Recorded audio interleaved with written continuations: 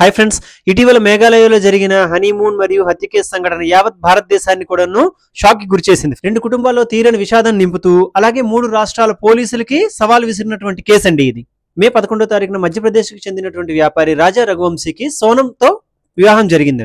కొత్తగా పెళ్లైన జంట మే 20వ తారీఖున హనీమూన్ కి మేఘాలయకి బయలుదేరారండి. టూర్ ప్లానింగ్ అంతా కూడాను సోనమే చూసుకుంది. అంటే హోటల్ బుకింగ్ కావచ్చు, అక్కడ ట్రైన్ టికెట్స్ మొత్తం అన్ని కూడాను. అయితే ఇక్కడ రిటర్న్ ట్రైన్ టికెట్స్ మాత్రం బుక్ చేయలేదు.